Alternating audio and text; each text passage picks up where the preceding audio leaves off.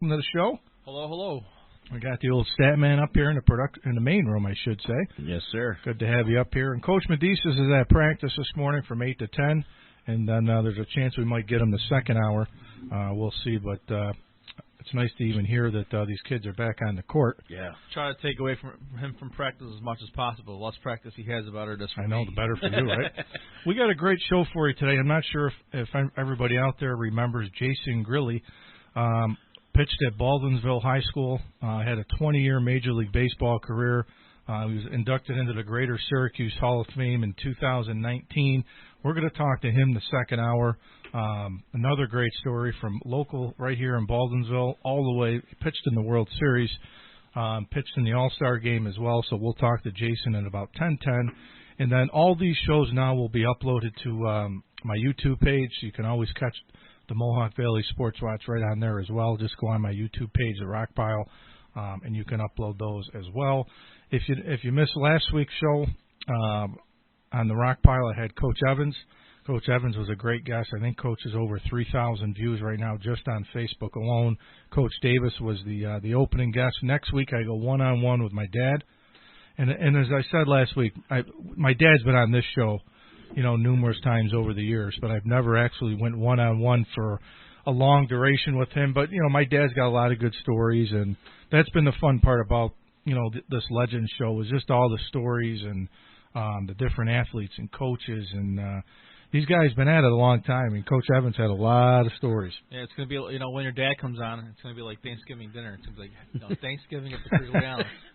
All you need is your sister there, at the table, and it'd be like we're sitting and having dinner with you guys. Maybe I'll sneak my sister on the air. It was funny. I had to see in the comment section the comments that the people were putting in there, like former players, and the messages they were sending to Coachy while you guys were during the show. It was great. Well, I think that's the best part about it. Yeah. You see a lot of the old time, well, I shouldn't say old time, but his past players and all that that put the comments, and you really see the impact that all these coaches that have had on different players, and it's really fun. It was an honor to have him on because he's been a big part of my family and my life growing up too. So, but next week will be my dad, Wednesday night, 8 o'clock, right on YouTube. I'll share the link. I want to talk Super Bowl a little bit here in a little bit, but I do want to run through some college basketball. A lot of big games today. We'll start first. The Big Ten, Indiana and Ohio State. Ohio State's putting together a pretty good basketball season right now. They're all the way up to number 4 in the country.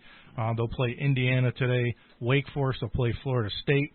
Loyola Chicago, Sister Jean. Yep. They'll play Drake. Two really good teams there. Kansas State, Oklahoma State. Oklahoma against Virginia. TCU, Texas. Texas, another really good team that can make a run in the NCAA tournament. Yep. And I'm glad they gave him time there because he was on the hot seat last year and the last 2 years. Could you imagine if they let him go before the season, like now, how he's doing now? No. Tennessee, LSU, Iowa's going to play Michigan State. How about this year so far? Michigan State, Duke, Drake, Kentucky. Yep. I think not even in the top 25. Might all miss the NCAA tournament. I can't remember the number, but I think it's like 13 to 16 of the top programs in the country. The most winning, the winningest programs in the country are not in the top 25. Yeah, I mean, crazy. Unbelievable. Georgia to play Alabama. Great year for Alabama and Coach Oates. He's done a fantastic job there this year. Arkansas and Missouri. Villanova will play Creighton. That'll be a big game. Northwestern against Rutgers. And here's what I don't understand. Rutgers is ranked 25th or 11-7. I mean, it's almost like now we're just throwing anybody into the top 25. I mean, well, once you get past the 25, I mean, now you got teams that a lot of people don't know about. Yeah, and you're talking most teams now with 6-7 losses. Right. Still, the number one team in the country is your Gonzaga Bulldogs. They'll play San Francisco tonight at 6. The only thing that worries me a little bit, and it does every year with Gonzaga, and I know, of course, we always talk about them here, is, every year in the NCAA tournament, I always look to see where they put Florida State because Florida State's always long and athletic, and that seems to be the teams that Gonzaga has struggled with in the past. And when I look at this Baylor team right now, they're long, they're athletic. 1 through 5, they're athletic. They're deep off the bench. I think Baylor would be a really good out for Gonzaga. But right now, I mean, Gonzaga's got 3 All-Americans. So they got a recruit coming their way too. I saw, right? Big time. Yep, Another big time recruit coming in, and I don't know this year and next year and even the year after. Mark Few's got 2 really good classes coming again, and the big kid coming in is the number 1 recruit in the country. Wow. Said he's going to come to Gonzaga, so hats off. We'll see. North Carolina, Virginia. North Carolina's another team. They're 12-6. Right now, they're on the bubble. I mean, could you imagine if those Blue Bloods don't make the NCAA tournament? Oh my God! I think a lot of them won't. I don't think they will either. I don't think at 8-8 Duke's going to get in. Yeah, think about that for a second. When's the last time Duke missed it? I know, but that's just the way college basketball is. Kentucky missed it. I mean, Kentucky's 5-11. Yeah, right. Yep. Yeah. But, who would have guessed? Now, and they're calling for Coach Calipari's job, and just 1 year. Settle down. 1 year. He's one of the best coaches in college basketball. And it's COVID. Come on. USC will play Washington State. Texas Tech will play undefeated Baylor, and then Louisville and Virginia Tech game. That game was postponed. So, guys, I want to get right into the Super Bowl. The 3 of us did pick Tampa. We did. Coach Medicis, of course, the Tom Brady hater that he is, picked against him. But I don't think anybody saw this coming. No. I did not see Kansas City getting flattened like this. If anything, I thought it was going to be a close, high-scoring game. But then to see the job that Tampa Bay and Tom Brady put on in this game, wow, unbelievable. Yeah, I think the defensive effort that they put together, the coaching staff put together, unbelievable. Because if you would have told me they wouldn't have scored a touchdown, I would have been like, you're crazy. You're crazy. Well, I think Todd Bowles put together a great game plan. I think you said it best. He should be the MVP. He should have been the MVP of this game, but, I know people are going to say, Kansas City was playing without 2 starting offensive tackles, which makes a huge difference. But they played without 1 starting offensive tackle the week before, and now you lose 2. But that front 7, and I said it on the breakdown last week, but that front 7 is the best front 7 in football. That defensive line, Jason Pierre-Paul, they got to Patrick Mahomes. Yep. And one of the interesting stat lines of that game was I think they said Patrick Mahomes had 400-something yards of backing up. Right, running away before he was actually throwing the football. Right, that's crazy. You think about that, 400 yards. Yep. That's a lot of backpedaling. That's a lot of scrambling. But I also said the other key was going to be the linebackers for Tampa. Now, Kelsey had a good game, but they were playing those 2 deep safeties to take away Tyreek Hill and the deep ball. And against the 2 deep safeties, you need to run the football.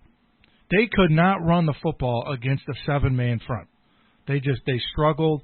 And in this game, really, physicality-wise, Tampa Bay beat them up on both sides of the ball up front.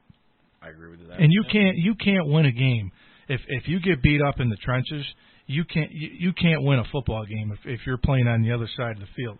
And I want to throw this stat line out there too. So, running the ball, Tampa Bay had as a team 145 yards rushing. Fournette had 16 carries for 90 yards and a touchdown, and then Ronald Jones had 12 carries for 61 yards. Clyde Edwards-Helaire, who I thought had to have a big game, 9 carries for 64 yards, and then Mahomes was a second leading rusher with 33 yards. Yeah, it's not going to get it done. It's not going to get it done. Not going to get it done. And it's funny. I was just watching in that game. I was just waiting for Kansas City to make one of their trademark comebacks and be like, okay, when are they going to start playing? Well, I think that's what we were all doing. We kept sitting back saying, okay, it's 21-6 at half. This is nothing to them. It's nothing. Game ain't over yet. Then it was like, okay, they kicked the field goals. They're still in it. And I was the one saying, you can't kick field goals and beat Kansas City. When you get inside the red zone, you need to score touchdowns. Field goals aren't going to beat Kansas City. But when you go back and you look at this, Mahomes was sacked 3 times, 2 interceptions, and to hold them to 0 touchdowns. It's unbelievable what that defense did. And how explosive that offense has been for the past 3 years, and to see what Tampa Bay did in that game was just beyond incredible. The defense, one of the stats I saw is that the Buccaneers pressured Mahomes on 29 dropbacks. Yeah. That's crazy. And without having to rely on the blitz either through most of that, too. That was the amazing Tampa part. played a 2 deep safety, and they said, we're going to try to get pressure with 4. But I think the key, too, was Tyreek Hill in that first game had 269 yards receiving and 3 touchdowns. And they took the deep ball away.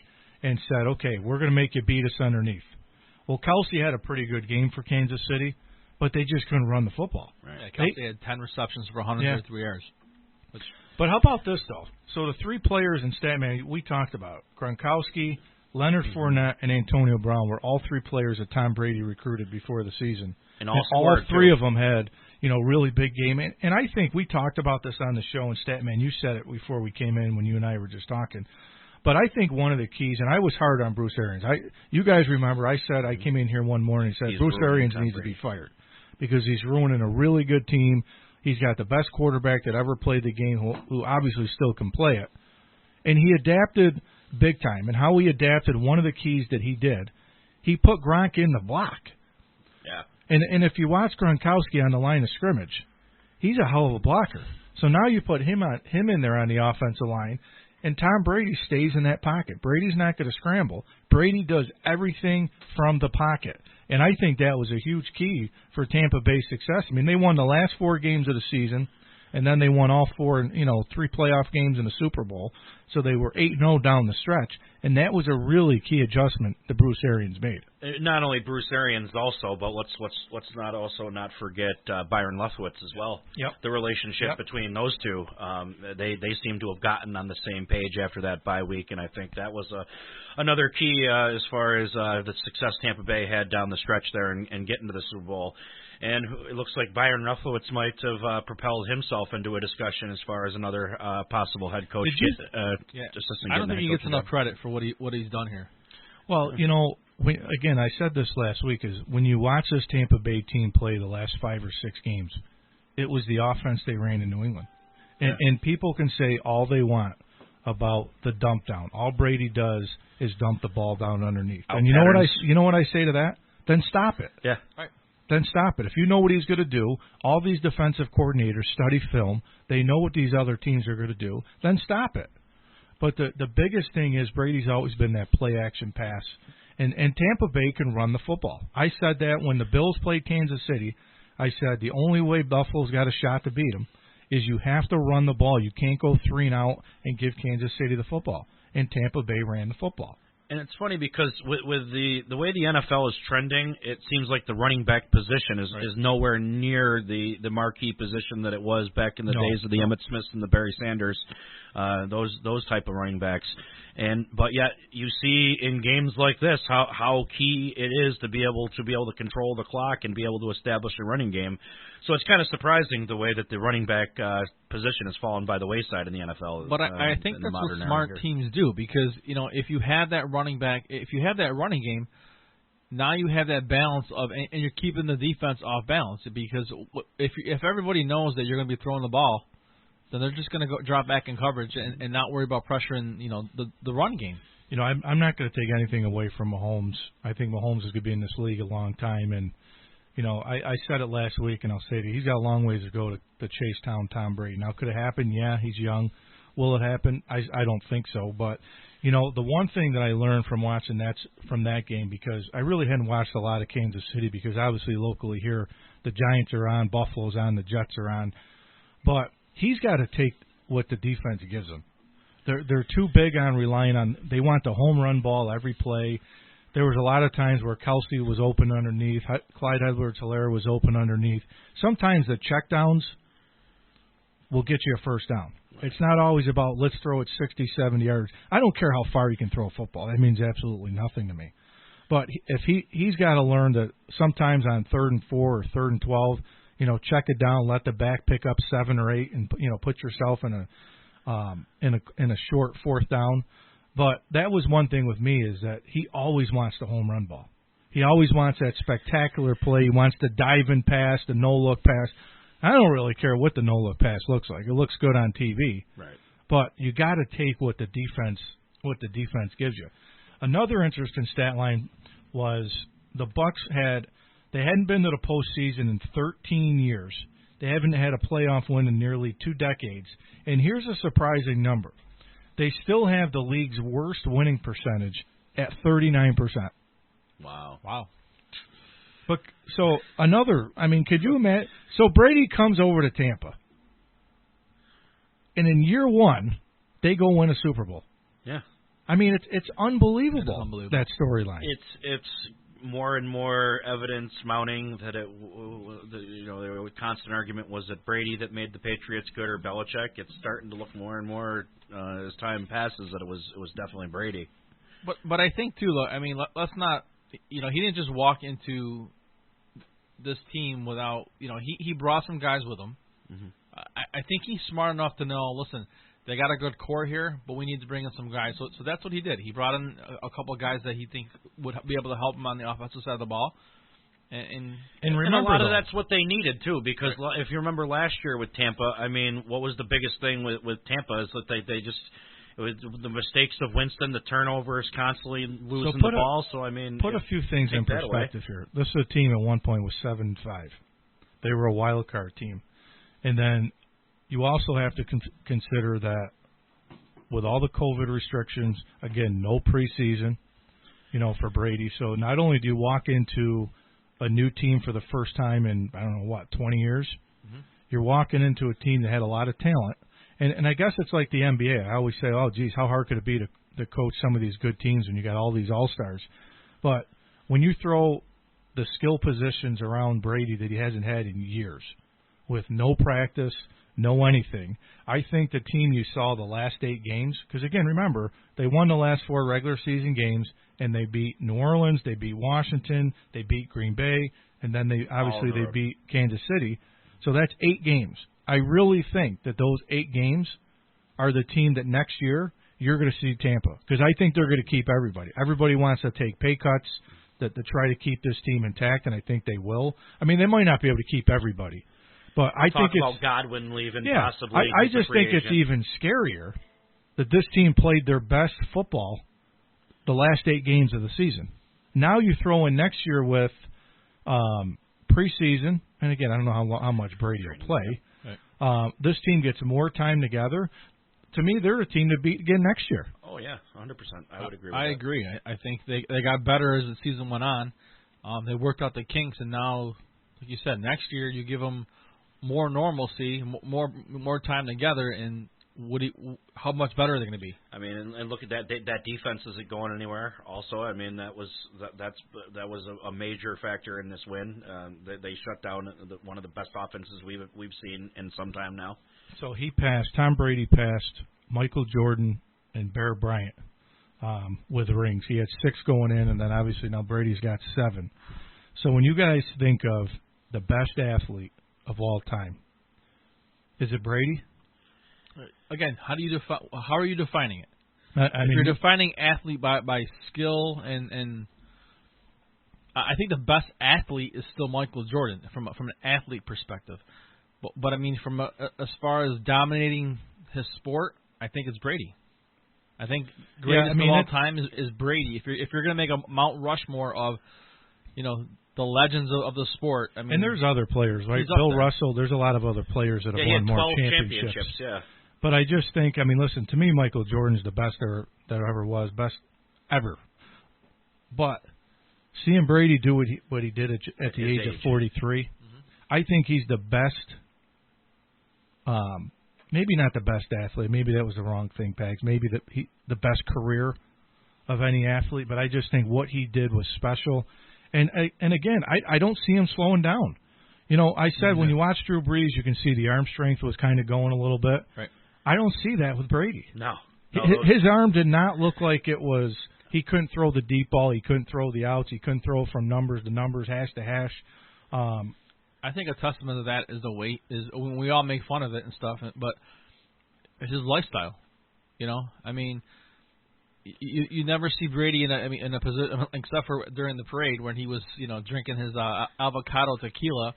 And good for him. Yeah. Good for him. He deserved it. Yep. He deserved it because you never see these guys really let their guard down, and they had to carry him to Yeah. But good for you, man. But I do want to talk about that. We're gonna go to break, send you to the news, and we come back. I do want to get into J.J. Watt release from the Texans, And I also want to get into Trevor Lawrence had his pro day yesterday at Clemson. Urban Meyer was there. Some controversial hires for Urban Meyer, which I want to get into that and more. And I do want to get back to the Tampa Bay, the Super Bowl party, and Tom Brady. Good for Tom Brady, but he did throw that Super Bowl trophy. I don't know if I would have thrown it over the boat. That was a little scary. If that thing went in the water, my money was on Gronk to jump in and get that trophy. Yeah. He would have jumped in. But we'll be on. We'll talk more about that right after the break. So stay tuned. You're listening to the Mohawk Valley Sports Watch right here on WKAL Talk Radio 1450 and the all-new FM 103.3. We'll be right back. Individuals and businesses with tax problems, listen carefully. Do you feel like you're losing control over your finances? If you owe over $10,000 in back taxes or have unfiled tax returns, we can help you take back control. The IRS is the largest and most aggressive collection agency in the world, and they can seize your bank account, garnish your paycheck, close your business, and file criminal charges. Take control of your tax problems now by calling the experts at Tax Mediation Services and take advantage of the Fresh Start program and new laws that may allow us to negotiate a settlement for the lowest amount possible. Our team of tax attorneys and enrolled agents can stop collections and get you protected so you can take control of your financial future. Tax Mediation Services is accredited by the Better Business Bureau. Call now for a free case review and a price protection guaranteed quote. Call Tax Mediation Services now at 800-600-1253. That's 800-600-1253. 800-600-1253. Can you remember the last time you tried something out without searching for it online first? Me either. Yes, over half of all small businesses don't even have a website. Why is that? It's so easy. Therapy Design will work with your business to create an affordable, customizable, and easy-to-use website that appears in today's top search engines. That way consumers can find you. Don't let your business get lost in cyberspace. Visit AirToDesign.com and tell them WKAL sent you. THAYER, 2design.com. Are you looking for the best in local sports across the Mohawk Valley and more? Then look no further and tune in every Saturday morning from 9 to 11 and listen to myself, the coach, Rocky Carigliano, Pete Pagsman Pagliaro, and the stat man, Eric Coleman, and we'll open up the phone lines for the full 2 hours and more and tune in every Saturday morning from 9 to 11 to the Mohawk Valley Sports Watch right here on WKAL 1450 Talk Radio. Rome Community Theater is celebrating its 65th season, including a musical, dramas, comedies, and one-act plays. For young actors who would like to be involved in the theater, there's a free program, The Talent Seed. With SRN News, I'm Bob Agnew in Washington. Attorneys for Donald Trump arguing his impeachment trial is no more than a campaign of hatred against the former president. His attorneys yesterday said that Democrats and the left are trying to pull off what they call a constitutional cancel culture event by silencing not only President Trump but all of the 75 million Americans who support the former president. They're also arguing that the Democrats are acting hypocritical after they played extensive video montage exhibiting every single Senate Democrat using the word fight in political speeches that they've made, the very thing for which they say President Trump is guilty of inciting an insurrection at the Capitol building last month. The Senate has voted to give the Congressional Gold Medal to Eugene Goodman. He's a Capitol police officer who led a violent mob away from the Senate doors January 6th as they apparently hunted for lawmakers inside the building. This is SRN News. 2021 is already off to a disturbing start for conservatives. We've seen Twitter unilaterally shut down President Trump's account. The conservative platform Parler was booted off the Apple Store by Apple, and Big Tech is muzzling free speech at a speed that nobody could have predicted. Nobody except biologist and evolutionary theorist Brett Weinstein, who appeared in the film No Safe Spaces to issue this warning about political correctness running amok. YouTube and Google, Facebook and Twitter dictate whose voices can be heard. And if those entities start trying to engineer the conversation to adhere to the rules laid out with these phony Trojan horse terms, disaster will be the result. You and your family need to see No Safe Spaces now before any more of our freedoms are muzzled. Just go to salemnow.com to get your copy of No Safe Spaces. Use the promo code SALEM for 20% off. salemnow.com. Promo code SALEM. With SRN Sports, I'm Patrick Foss. Three-time NFL Defensive Player of the Year J.J. Watt has suddenly become an intriguing free agent signing to NFL general managers as he is leaving the Houston Texans. I have sat down with the McNair family, and I have asked them for my release, and we have mutually agreed to part ways at this time. I came here 10 years ago as a kid from Wisconsin who'd never really been to Texas before, and now I can't imagine my life without Texas in it.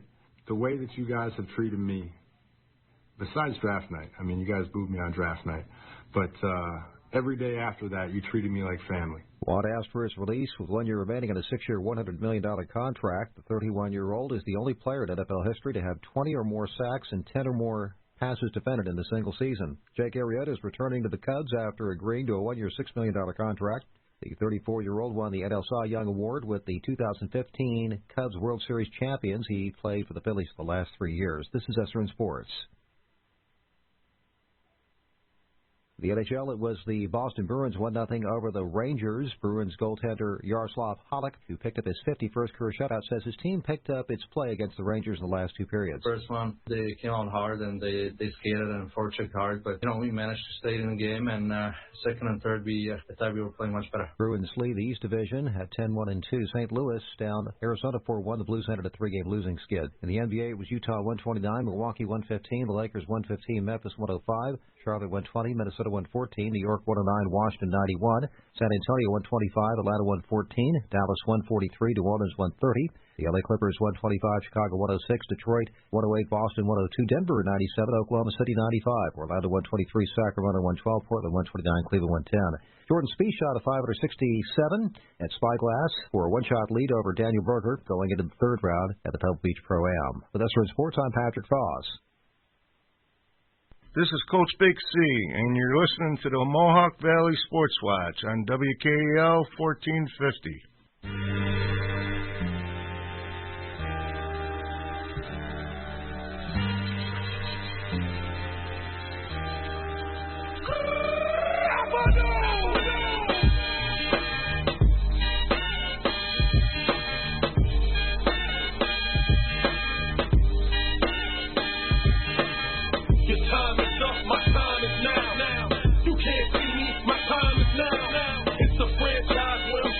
Welcome back to the Mohawk Valley Sports Watch right here on WKAL Talk Radio 1450 and the all-new FM 103.3. If you're just tuning in, the second hour you won't want to miss. Jason Grilli, local guy played at Baldwinsville High School, ended up pitching in the World Series, had a 20-year Major League Baseball career. We're going to talk to him at right about 10:10. Right after the break, so make sure to tune in for that interview. Guys, we were talking Super Bowl, a lot of NFL news, and I want to start right here with J.J. Watt being released from the Texans. And, boy, DeAndre Hopkins leaves there. We were all questioning that. Deshaun Watson wants out. What has happened with this Houston Texans? Yeah, I don't know. I mean, it's a crazy situation. It's one that I don't recall ever seeing that type of a relationship between your star player and the front office like that. It's real crazy to see that. They didn't really make a big stink about the J.J. Watt thing, but yet this whole Deshaun Watson thing is really, I think, has gotten out of hand. A lot of teams are obviously looking for J.J. Watt. I mean, he's got a chance to go play with his brothers in Pittsburgh. The Browns are interested. The Bills are interested. And the Titans are interested in him. He's from Wisconsin. So does he end up back in his hometown and play for Green Bay? You got your buddy Stephen on the phone. Stephen's on the line. Let's see how Stephen's doing this morning.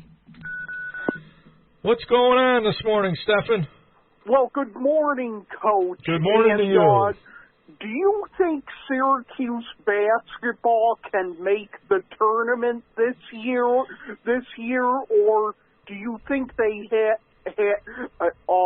are having a down year and they don't have enough wins? Well, that's a good question. I think the way college basketball is this year, I mean, we were just talking about it, is you got your blue bloods, right? You got the Dukes, the Michigan States, the North Carolinas, Kentucky's 5-11. You got all these teams that are probably going to miss the NCAA tournament. Right now, I probably think Syracuse is probably right on the bubble again. I know it seems like every year we're talking Syracuse on the bubble.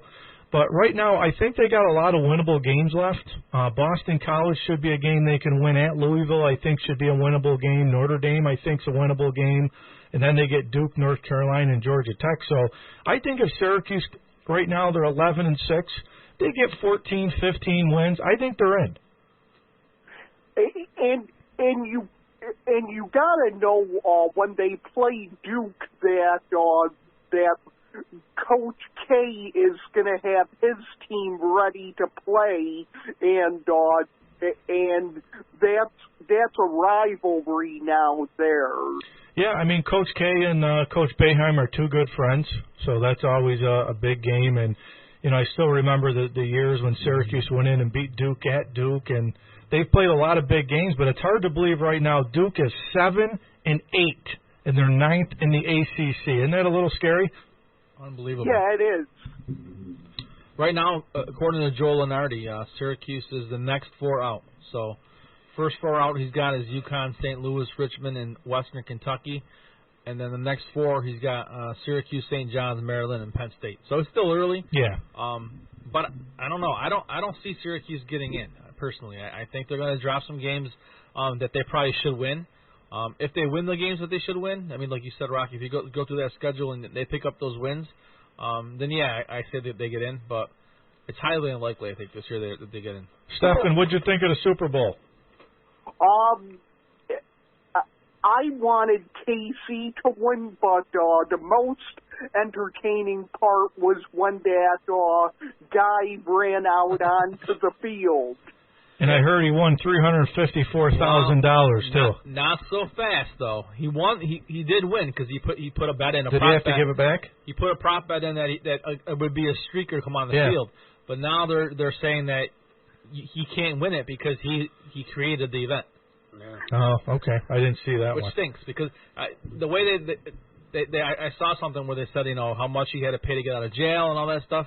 So he netted like $375,000 from the whole thing, which would have been a pretty good payday. Yeah, absolutely. But now they're saying that you can't create the event and win the event. Like it's not, you know, it's kind of like fraudulent cheating. Yeah. Well, Stefan, I'll have to say hi to your guy Pacini on Monday. Okay. All right, my friend. Thanks for calling in. Okay. I didn't see that, Pags. I saw that the guy. What a great idea, though. I know, right? Yeah. Put the bet down, and you're the streaker, and take that beating from the security guards. Yeah. I mean, he was an athlete. They cream those people when they jump on the field and try to pull those stunts like that. Because it's like their one moment. It's like the security guard's moment to like lay down a hit on somebody on national TV. They wait for that for like ever since they get into the force and those security. I think they details. said though he was a football player. I think he played football. The security guard was? No, the streaker. The streaker. Oh, the streaker. Yeah. Yeah, he looked pretty. Yeah, I mean, he put a couple moves on it. Yeah, he luckily, a nice little spin move on luckily that one. he tripped though and fell. Why slide at the end zone? I know. Yeah, right. Keep Jump going. in. Jump in. Do the Lambeau leap. Come on, dude. Well, you guys, I want to go back to some of the NFL news, and you know, I was mentioning J.J. Watt. The other thing, I don't know if you guys saw it yesterday. Trevor Lawrence had his pro day. He threw at Clemson. He had a 45-minute workout. Obviously, 99% right. He's probably going to Jacksonville with the number. Who was there besides Jacksonville? There were some teams there, but one of the stat lines I was really impressed with, and you think about this. So he's 6'5", 213. He's got 10-inch hands. 10-inch. I mean, can you imagine how big his hands are? My goodness. I mean, I always said, my brother-in-law always says it too, is that Troy Aikman, when you listen to Aikman on TV, Aikman's got mitts. Yeah, it is. But like, if you look at a lot of these NFL guys, because you know, I've thrown a leather football in the rain, and I struggle to throw a football in the rain. It's hard to throw a football in the rain. But these guys' hands are so big that to grip the ball, it's unbelievable. But he looked really good, apparently. And the other part about it that I did not know, he moved it up because he's got to have surgery on his left shoulder. Yep. He's got to have surgery. I guess it was a labrum tear. It's not a big surgery. They're not making a big deal out of it. No, yeah, they said it's nothing major. He'll be ready, you know, for camp and all that. But the other name, the Zach Smith, the quarterback for BYU. They're saying that he'll be the next quarterback over Justin Fields. And, you know, here's a red flag that came up. I just saw this yesterday, and you guys can tell me what you think. So BYU, before the season started, they named 8 captains, 4 on offense and 4 on defense. He wasn't one of them. Really? But he was on, I don't know, he was on like the senior committee or something, so I don't know how how that worked, and maybe they want to put himself on maybe as he's a a captain. humble guy. Is that a red flag? Your quarterback, your All-American, wasn't even a captain. Is that a big deal, or is it not a big deal? So. It definitely raises questions. I mean, why? I mean, I know it's stupid, right? It's not like the end of the world that he wasn't right, a captain. But it does raise questions, though. I mean, you'd think like he's going to be could be the second round pick in the NFL draft. He was the main reason for your successes in BYU. Why wouldn't you name him captain? And here's the other thing with him. Unless it was a I'm not decision. sold on him. Me neither. I don't think he's better than Fields. Come on. I think the knock on Justin Fields is going to be he didn't play well in big games for Ohio State. Yeah, so. And BYU, BYU had a great season. Not every quarterback in the NFL won the national championship or won in the playoffs. So I think it'll come down. I don't like that argument. I don't like that one bit. Well, I think the pro days. How well Justin Fields, if he's going to throw, how well Zach Smith is he going to throw. But Zach Smith's not a big guy. They're comparing him to like a Drew Brees. These guys. There's a lot of college quarterbacks that were. I hate to say this, system quarterbacks that played really well in college and struggled in the NFL. Right now, I'm just not sold on Zach Smith. I'm not really sold on Justin Fields just because of stat line. Ohio State really hasn't produced many good NFL quarterbers. Is not there with Ohio State. I really like but Mac Jones. He wasn't in the system for 4 years. I mean, he was originally played Georgia. Yeah. So maybe he might be an exception to that because he wasn't an original Buckeye. Maybe, who knows? And I'm really big on Mac Jones. I think Mac Jones, stat wise, had one of the best seasons. Who I think was, and we all thought it last year with Joe Burrow and that LSU offense. This might have been the best college football offense that we've seen in a long time, and they were still without their best receiver, who was hurt, who didn't even play until the national championship game. So I think Mac Jones, to me, is one of those quarterbacks, and Bill Belichick has a really good relationship with Nick Saban, so I can easily see New England going with Mac Jones in the top 15. I think Mac Jones could be that kind of Tom Brady-like quarterback, smart, can make the right throws. So we'll see where he goes. I think similar. Yep. And then the other thing, guys, that came out in the news, and it was actually news this morning that changed this, but Chris Doyle, who was the former strength coach at Iowa, he was accused of making racist remarks and bullying African-American players, and he was let go for poor treatment of players. He was with Iowa from 1999 until last summer. And the Fritz Pollard Alliance Group, that's an organization devoted to champion diversity in the NFL, they said that he should have never been hired. But I just saw news this morning that Chris Doyle has put in his resignation with Jacksonville one day after Urban Meyer hired him, and says he doesn't want to jeopardize, Jacksonville and Coach Meyer's first year there. And Urban Meyer defended it. The bad news follows Urban Meyer again. It's like, you know what? This guy can't stay out of his own way sometimes. Yeah, I know. Strike one already. You just get hired as the Jacksonville coach. Why would you even think of bringing somebody with that toxic of a? I think it's the good old boys club again. I mean, listen, Urban Meyer said he's known him for 20 years and he knows him. He talked to him, had the conversation. Wouldn't happen again. But I was listening to Ryan Clark on Get Up this morning, and he made a really good statement and said that, a guy like this with the background and baggage, Ryan Clark said he has seen strength coaches get in fistfights, brawls with players. And with this guy walking into a locker room and those players knowing the background on him would not have been good. But if you're Urban Meyer, why the hell do you hire him? Yeah, exactly. Why? The optics on that were just absolutely dreadful. And I mean, I know, baggage follows Urban Meyer. Right. I'm not going to take the baggage away. I'm not going to knock him as a football coach because he's won everywhere he's been. But the baggage that with Florida, and then he leaves Florida because things get turned south. He goes to Ohio State. Things turn south there. He leaves Ohio State. Urban Meyer's never going to be without a job. I still don't think it works out for him in the NFL. Yeah. I know a lot of his players and some NFL guys are saying that he'll adapt, and he's saying, "Well, I'm going to make that transition. I'm not going to be the guy I was in college, the rah-rah, run up and down." You're coaching men now. You're coaching guys that are making a lot of money.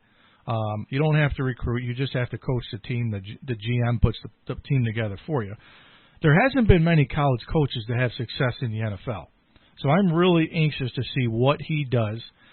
If they're patient with him, if he doesn't have success for the first couple of years, are they going to part ways with him? I'm just not sold on it. He's got a pretty good coaching staff he put together. Darrell Bevell is going to be the offensive coordinator. He's got a really good staff behind him. And, I don't think Urban Meyer would have taken an NFL job without the right coaches that he knew was going to come with him. I mean, he's been in the game for a long time. You guys think he's going to make that transition? I don't think so. I don't think he'll do well in the NFL. I think a lot of these guys that come from college ranks, I mean, you've seen it. They struggle in the NFL. And I think the reason is, as a college coach, you have control over these players. You don't have that control in the NFL. I mean, these guys are grown men now, and yeah, they might respect you for what you've done in college, but you telling them what to do now is different than telling a college kid what to do. Yeah, definitely. I think that's the hardest part. I think the ones that do well are the ones that don't come in looking like a college program and saying, okay, I understand that these guys are professionals, and treating them as such. I don't know if that's going to happen with Urban Meyer here. Yeah, I mean, hey, listen, it could. I mean, he's lived in the state of Florida. He's going to get the number one pick, so you're going to have your quarterback. And listen, guys, in the NFL, we all know it. You got to have a quarterback. And I hate to say this, I'm not sure I'm sold on Trevor Lawrence. I mean, I think he fits the bill for an NFL quarterback. He's agile. He's mobile. He can throw it. He's 6'5". He can make plays out of the pocket. He's got the arm strength. So I think on paper he fits the mold. And listen, he could be one of the best quarterbacks to ever play the game. Yeah, but how long do you give Urban Meyer? Because he's not. I mean, even if he stuffs on the field, and Lawrence is the greatest thing since sliced bread. If he survives, it's going to take him a while for that. Most NFL coaches, if you get past year 3, right, you're in good shape. Most coaches, and again, I think it was Ryan Clark or Dan Orlovsky on Get Up said, if a coach can make it to their second contract, that's a huge accomplishment. But that's the thing. Even if you have a great quarterback in Trevor Lawrence, you really see him turning around the Jaguars? I mean, most rookie quarterbacks that get thrown in there right out of the mix, you don't have a really successful first year. There's been a few exceptions, but I think they're rolling the dice that Lawrence is going to be able to walk in from day one and have, I mean, listen, Jacksonville's been bad, but I don't think Gardner Minshew was too bad for Jacksonville. No, especially with what they wanted to do on offense. I mean, it's not like he was being called upon to be like a Patrick Mahomes and be like that type of a quarterback for you. But here's the coaching staff he brought with him, and again, I think it's a good coaching staff. Charlie Strong's going to be the assistant head coach, linebacker coach. We all know the history with Charlie Strong, longtime coach in college. Darrell Bevell, who's been around. Darrell Bevell's been a really good offensive coordinator, spent some time with Pete Carroll in Seattle. He'll be the offensive coordinator. Brian Schottenheim is going to be the passing game coordinator. We all know the history with him. Rest in peace, Marty. Yeah. See that? Yeah. Wow. Poor Marty had Alzheimer's. Yeah. Tyler Bowen, the tight ends coach. You got, let me see here, Will Harriger is offensive assistant coach. George Warhop, offensive line coach.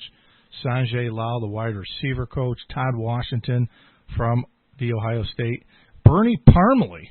Oh, I remember him. Yeah, Bernie. I didn't know this the one. Former Dolphin. Wow. Yeah, he's got Bernie Parmalee as the running back coach, and then Joe Cullen, who spent 14 years in the NFL with 5 different teams, is going to be the defensive coordinator. Chris Ash, who was with him at Ohio State and was the defensive coordinator in Texas. He's going to be the defensive back coach. Joe Dana, Sterling Lucas, I'm just reading some of these names. Tosh Lupai, the defensive line coach. Zach Orr, linebacker coach. Bob Sutton, be a senior defensive assistant. And then Tim Walton, special teams, Brian Schneider, and Carlos Polk.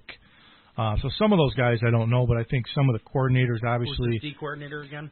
The defensive coordinator is Joe Cullen, who spent 14 years in the NFL. He's got over 32 years of coaching experience. I don't know who Joe Cullen is, but again, I'm gonna put the trust that Urban Meyer hired these guys and had a feeling that these guys, probably gauged their interest, before he took the job. And Coach, I'm just looking up. I pulled up the Jacksonville Jaguars depth chart.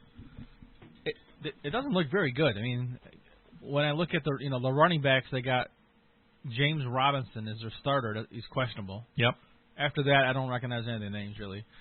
Wide receivers: DJ Clark Jr., Lavisha Chenault Jr., Kenlon Cole, Tyler Eifert is the tight end. I don't recognize that name. Yep. Well, they don't have a lot of weapons there right now. No, and again, I think it's going to be. I think you're going to at least give him a few years to see. I mean, I don't think they're going to go. He's going to walk in there year one, and this team's going to go 11-5 or something. That could have happened. Yeah, it could happen. But I think the chances of that happening, are pretty slim. Pags, where do you think Watt's going to go? I don't know. I mean, I've seen some things on the Steelers potentially. I think that'd be a good fit for him. Yeah, I mean, I think it'd be kind of cool to see him play with his brothers. Somebody mentioned the Browns could be a possibility, the Bills, the Titans. I think he'd be a great fit in Tennessee there, but I think he'd be a great fit in Pittsburgh. And somebody said there's a chance that maybe Tampa Bay goes after him. Yeah, I mean, listen, there's a lot of interest. If I'm him, you want to be better. You want to win a Super Bowl. Right. Pittsburgh, it's probably going to be Big Ben's last year in Pittsburgh. The Pouncey brothers just retired. The Browns are a young team. I think the Browns front seven is as good as anybody's in the NFL, so that could be an interesting choice. The Bills are an upcoming team. And the Titans were matching too. And the Titans. So I think it'll be interesting. I mean, here's a guy from Wisconsin. Does he want to go back home and play, in Green Bay? I think his wife plays soccer in Chicago, I think, for the Fire. Oh, okay. So somebody said maybe they both go back to Chicago and play there, but I don't think Chicago is a Super Bowl contending team. I think it'd be fun to play with his brothers. I agree. I think he's got to really take some time and find a team that he could potentially win the championship with. I mean, a competitive team. I mean, not necessarily go to a team that you're going to win the championship, but go to a team that you can at least have a shot at winning, being competitive and winning a title. Because listen, he deserves it. They brought up I hate to bring up the word race, but they brought up the racial thing with Deshaun Watson and J.J. Watt, and this was more Stephen A. Smith the other day on his show. I caught some of his show, but they made such a big stink about Deshaun Watson, but you really haven't heard. I mean, J.J. Watt wanted out, they released him. Deshaun Watson wants out. They're making a really big deal over it. Did race have anything to do with it? I don't think so. I don't know. I don't think so. I mean, probably. I don't know. But I don't know. What is it? I mean, if you're going to release a guy, you're going to release a guy. What does it matter? What does race matter? I don't understand. Well, I think it's two different situations. I mean, Deshaun Watson's young. I think the position's different, right? Oh yeah, 100%. You need a quarterback.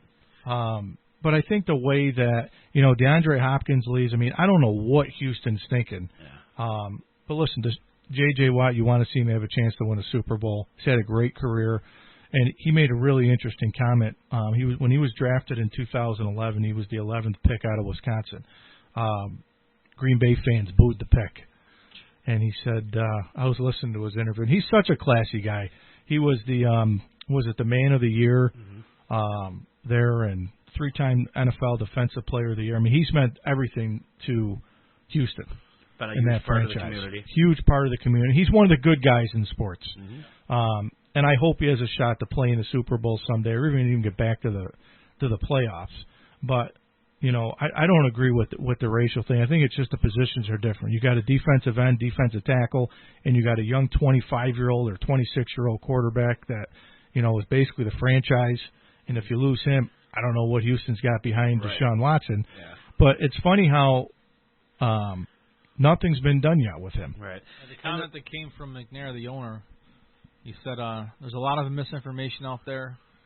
I'll leave it at that. Today we want to focus on J.J. Deshaun is our quarterback. He is a Texan, and we expect him to remain a Texan. And we'll leave it at that. I mean, the one thing that I go back to, and I talked with Coach about this earlier before we started the show today, is that he goes into that negotiation for that contract, and one of the stipulations in his contract was that I want a say in decisions if we're going to build the franchise and you're building it around me. I want a seat at the table, so to speak. And then they go in and they hire the GM without even saying anything to him about it. So I mean, I think if anything, it just shows a high level of disrespect for telling your franchise quarterback that he's going to be an integral part of your franchise going forward. And then on something as big as a GM who's going to, be a guy who's going to put those parts around you to help you succeed, and you have no say in that, it's just immediately goes back on their word in the negotiation. I agree. Bad leadership on the Houston Texans part, but at the end of the day, I look at it. Listen, these guys on this team, they're going to make the decisions how they want to, but they shouldn't have went to him. If that wasn't their intent, if their intent was, listen, we don't care what you think, then don't tell them that. Don't tell them that you're gonna have them at the table. And Coach, just you mentioned you weren't sure who's behind Watson. They got A.J. McCarron and Josh McCown at 2 and 3. Two solid quarterbacks there. Yeah. Storied NFL careers. I feel like McCarron's been around for 100 years. Oh, my God, yeah. But he had a great career at Alabama, though. Can't knock him for that. All right, listen, we got to go to break. We'll send you the news after the break. We have Baldwinsville High School native. Pitched in the World Series, had a 20-year Major League Baseball career. I'm also a member of the Greater Syracuse Sports Hall of Fame. Jason Grilli is going to join us at about 10:10, so make sure to tune into that. And if you're watching us on Twitch, the Warrior Dance comes back right after the break here, so stay tuned. You're listening to the Mohawk Valley Sports Watch on WKAL Talk Radio 1450 and also on the new FM 103.3. We will be right back. I want to get my girl some diamond earrings, but I don't know the first thing about diamonds. I was pretty clueless, too, but I got Sue's engagement ring at Engelbert's Jewelers. They're the diamond authority. They helped me every step of the way. At Engelbert's Jewelers, we can answer every question you have and help you with this most special gift from your heart. In business over 100 years, we travel the globe to offer you the best diamonds available. When you think diamonds, think Engelbert's, West Dominic Street in Rome and in the New Hartford Shopping Center, 337-3100 and 797-5700. Can you remember the last time you tried something out without searching for it online first? Me either. Yes, over half of all small businesses don't even have a website. Why is that? It's so easy. There to Design will work with your business to create an affordable, customizable, and easy-to-use website that appears in today's top search engines. That way consumers can find you. Don't let your business get lost in cyberspace. Visit air2design.com and tell them WKAL sent you. PHAYER2design.com. All right, guys, we're ready for our four-season sunroom, and Daddy's gonna get a rec room with refreshments. Oh no, we'll be sleeping under the stars. Mom, what about the one with, the fun? Nice try, little bro. It's a gym. My gym. Hey, Grandma's getting her Four Seasons garden room. Weather tight and still like being outdoors. Maybe a living room. Oh no, wait, a family hub. Yeah! No matter what the budget, the season, or the climate, Four Seasons Sunrooms let you and your family enjoy the outdoors. Talk Radio 1450 AM, 103.3 FM, WKAL, Rome, Utica, Syracuse, New York. Time is 10 o'clock. Breaking news this hour at townhall.com. I'm Bob Agnew in Washington. The second impeachment trial of former President Trump set to continue at this hour in the U.S. Senate. House impeachment managers and the Trump defense team wrapped up their arguments, and the Senate is now deliberating the merits of the case. They could hear from witnesses. Senator Rick Scott of Florida told the Salem Radio Network that House Democrats are just focused on politics, not justice. The Democrats don't care about getting anything done for a family. This is just pure political theater. It ought to be done at the Kennedy Center. It shouldn't be done at the Capitol. So I'll be glad when this ends. I hope everybody in this country is thinking, why are the Democrats focused on the past rather than the future? Florida Republican Senator Rick Scott telling the Salem Radio Network that while some of the videos seen of the January 6th riot are shocking, there's nothing presented so far that implicates the former president as being the cause of it.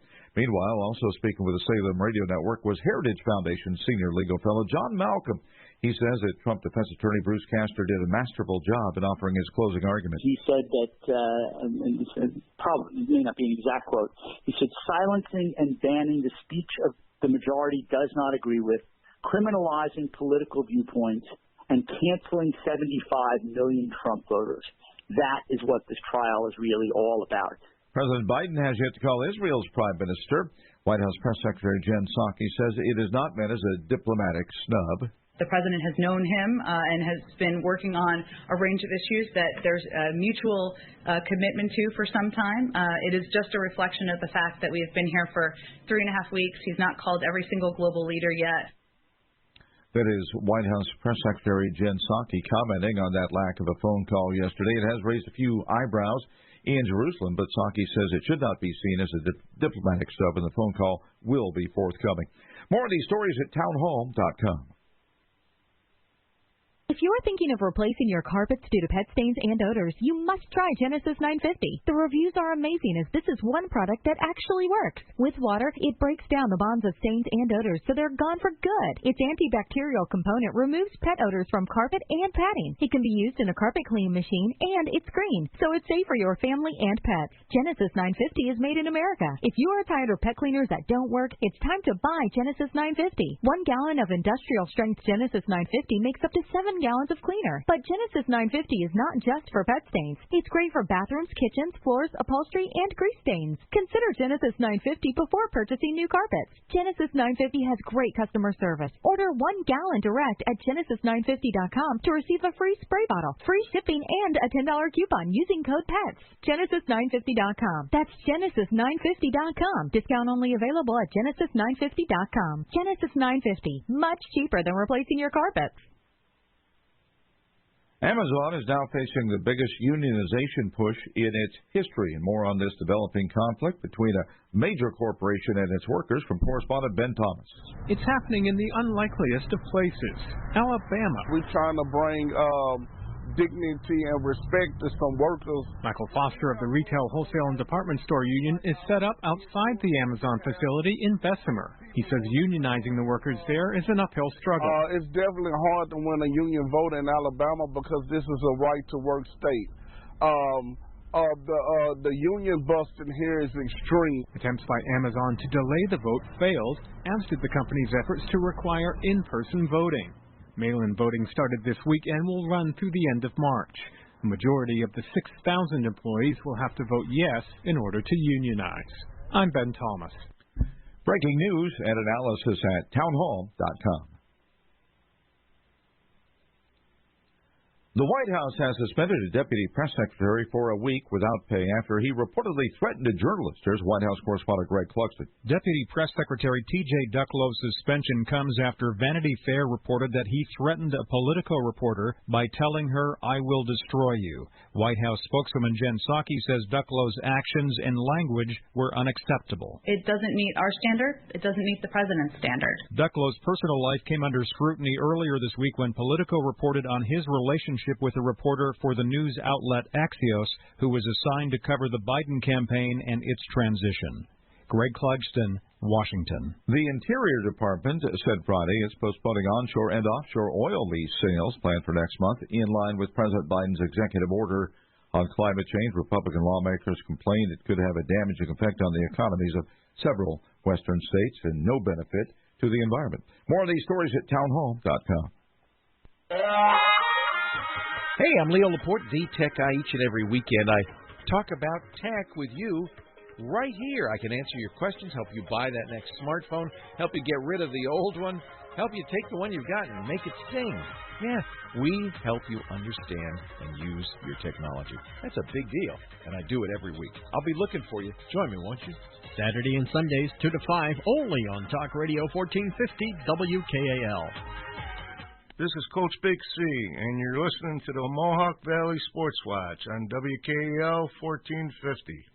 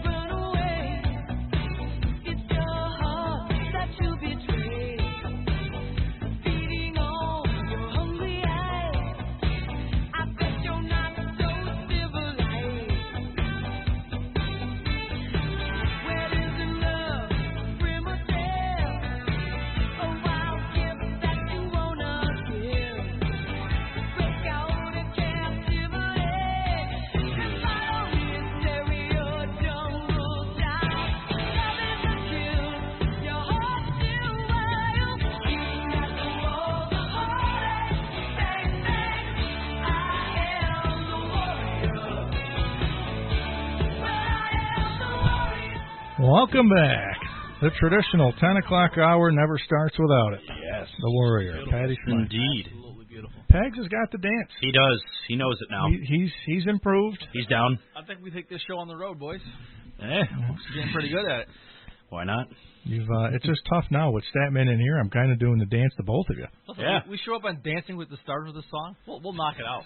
Statman drops his coffee on the floor in here. No, he was all fired up doing the dance. I looked down, coffee's all over the place. Yeah. Pestilent infected. Yeah.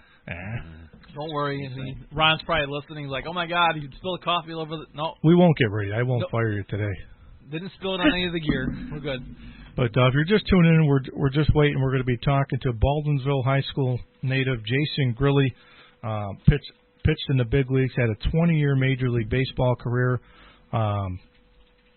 Was inducted into the Greater Syracuse Sports Hall of Fame in 2019. Pitched for a lot of teams. He pitched for the Marlins.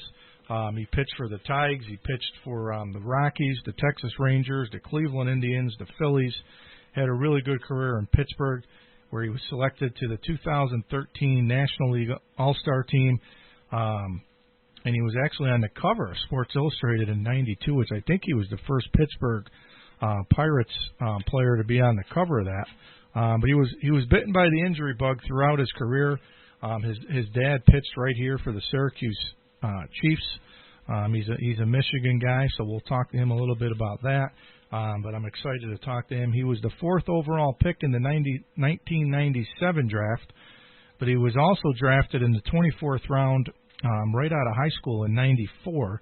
But he opted to play college baseball at Seton Hall. So had a great career. So we'll talk to Jason in just a little bit. If you just tuned in, we spent the first part of the show talking about the Super Bowl and some NFL news, some big news. J.J. Watt has been released from Houston. And then we also talked about Trevor Lawrence had his pro day yesterday right at Clemson.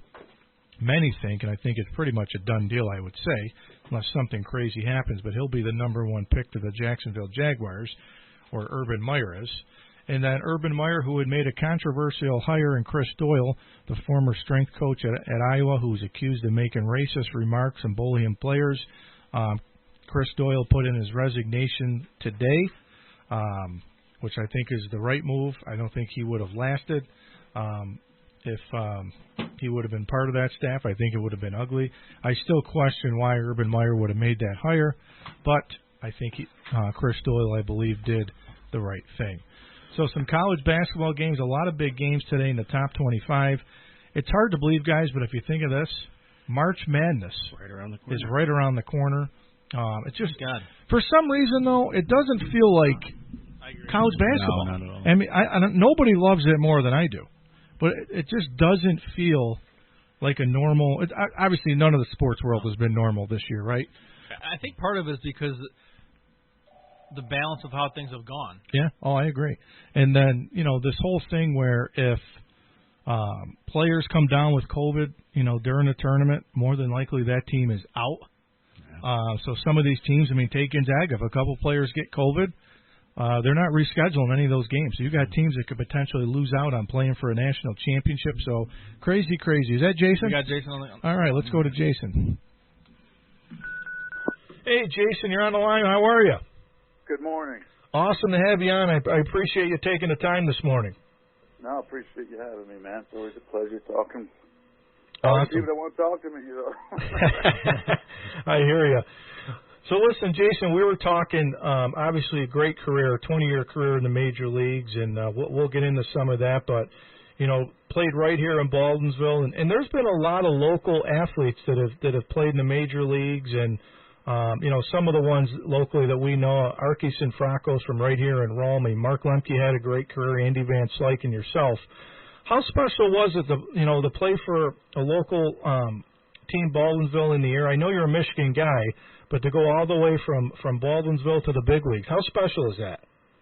Well, I know there are some athletes and more that have risen out from out of there. So, I can't say it was a disadvantage. I think it's just what I keep expressing to people is that, you got to work hard. You got to put in your time.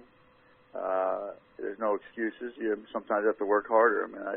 I don't even have the tools that some of my own sons and his friends have nowadays with all the facilities that are opening and the tools that you can use. I remember just using a blanket and setting up a little stations down in my basement in upstate New York. So, I ate, drank, and slept it, and didn't hurt having a father who was also an ex-big leaguer to help me along the way. But I'm definitely proud of where I came from. Definitely, love that I can. A lot of people have thanked me for inspiring them that they can make it too. And I said, yeah, you just got to work hard. Sometimes harder. You have to look on the horizon. So, kind of what I'm doing now with the company I partnered with in Syracuse, Top 100 Sports. They're based right here. Our headquarters are right in Syracuse, New York. And I'm trying to show these amateur athletes like what I learned basically at 23, very late in my career, even at the beginning of my career. And during the era that I had to come up with, combating guys that were steroid users in the game, and that was very prominent and prevalent. So the weight room warrior was something I had to learn, and I hired a personal trainer who's a real dear friend of mine down in Orlando. I knew nothing about it. I was always intimidated by it. I was always taught that it was something you shy away from, especially as a pitcher. But as the game has evolved and bigger, faster, stronger, it was something I had to incorporate into just functional movement and then strength training. So that's kind of what I'm just teaching kids now and passing the baton, because it's no longer about me. I think the closing to my career was being inducted in the Syracuse Hall of Fame. So time to pass the baton on. And Jason, how inspirational was it and a help with your dad pitched in the big leagues as well, but having a dad that was who went through it, how much did that help you during your career? Well, it can't, like I said, an advantage from just being able to talk similarities. I know he's always said, he goes, you far surpassed what I've done in my career, but my dad's career was nothing to scoff at. He played 11 years professionally and had to have been pretty good to get about 2-3 years in the big league. So, just knowing the ropes. I know the game always changes. I mean, now if I went back as a 44-year-old, the game has definitely evolved and changed, and I feel like I borrowed it at a great time for me when the brand of baseball was a lot different. But yeah, having an advantage of a dad who taught me to love and respect the game was what I now preach and teach myself, So that won't change for me. I think it's just you take what you have learned, and I'm continually learning because I have to adapt now to my sons who want to borrow and pursue it and keep the uniform on as long as they want and can. So I'm here for them. I'm here for the kids around me. They're whether it be their peers, their friends, teammates, kids I don't know. They've even tried to share. People know I want to go to a Little League park around here in Pittsburgh, but it's not about withholding and keeping that information. I love and respect the game, and I love watching good brand baseball. So I'm trying to change that. Again, throw out the Top 100 Sports plug. That's who I'm with. People should check us out, what we're doing, because it's all about getting the development the right way and developing athletes, teaching them the right way, because I think a lot of people are focused on just throwing the ball or hitting the ball farther, throwing the ball harder. There's a lot more brand of the game that I think is lost, and I hope that I can slowly help bring it back to where it should be, and how it should be played. And Jason, you were originally drafted in '94 by the Yankees, but you had opted out to go play college baseball at Seton Hall, and then you later went on to be drafted by San Francisco. I think it was in '97. I know as a young athlete, everybody, if you have a chance to get drafted right out of high school, and you made a tough decision to go play college baseball. Some kids nowadays wouldn't have made that decision. They would have said, "Well, geez, I can go play in the big leagues right away." What factored in for you? What changed from coming out of high school to going to play college baseball? Well, I told my dad. We were tossing around possibilities with negotiations by the Yankees. They didn't waste a higher round pick on me. It was considered a projection pick because they wanted to know what my signability was, and my father had some conversations with them more about feeling me out. And I said, Dad, if I'm on the map now, I told him my goal was to be a first round pick and play Division I baseball. I wanted to have that college experience. I think a little bit of what helped my decision, two things, was that '94 there was a strike in baseball. I was only 17 years old, and I was a skinny guy back in the day. So, like I said, having a little bit of confidence and just projecting myself to where I fit in, I didn't really felt like I was going to fit in the scene of just traveling on buses and maybe playing with guys that were old enough to go drink and whatever. I felt like that I wasn't mature enough or ready enough that way, and college was kind of that buffer zone. And actually the offer that came in was pretty equal. My college scholarship versus what the Yankees offered me, and granted, like I said, who doesn't want to be a Yankee? I think everybody does at some point for many reasons, but I was tickled that that organization saw me how they did, and decided to even still pick me, even though I was leaning towards college. So that was the factor, and like I said, it proved to be the right decision, and the belief in myself that I could better myself to be ready for the road ahead. And how special was it? I think it was in 2000 when you made your major league debut. What was going through your head? The first time you stepped foot on the mound. Did you say at one point, did you say to yourself, I finally got here? That, the journey's long. I always say, I think baseball is the toughest sport to make it to the big leagues out of all the professional sports, and a lot of people argue with me. But what went through your mind when you stepped on the mound for the first time in the big leagues? Well, the nerves were amazingly, I remember that flight seemed so long, and it was a painstaking flight in the sense that I had to go from Calgary, Canada, all the way to Miami. I don't know why they would want a AAA team that far away. So I had to cross the border, cutting through Calgary to Dallas, Dallas to Miami. I didn't sleep the whole time, and I don't remember eating anything or drinking anything. My nerves were so high, and I was facing the Atlanta Braves, who, they're running that time of all the people that were on that lineup and on that team. So yeah, it was just definitely like I kept my mental preparation was pretty intense, and as well as just saying, hey, no matter what happens, this won't be the last stop. But I was just like, I'm not losing this game. That's all I kept telling myself. You're gonna fare well, and you're not gonna lose this game. This is what you hoped for. This is what you dreamed about. This is what you worked for. And I didn't want to disappoint in front of my family, which I had a lot of big group there, and I even got the game-winning hit. So I made the most of it. That's for sure. And your time in Detroit, I know you spent some time with a lot of different teams, but your time in Detroit, you got a chance to play in a World Series. Unfortunately, I think it was the one against St. Louis, where I think you guys unfortunately lost. But what was it like to play for Jim Leyland? It was a pleasure, and it was definitely intimidating. The guy, you respect him, and he's had success. One of probably the premier managers in the league at the time, and long-standing. But to play on that team, it was tough pitching for him as a middle reliever, because he definitely used me quite a bit. But I think, I'm thankful for just that stepping stone. My time in Detroit was good, and it was tough. Being in the World Series team, and albeit losing, I'd rather say that I've been to a World Series and lost than to never have gone.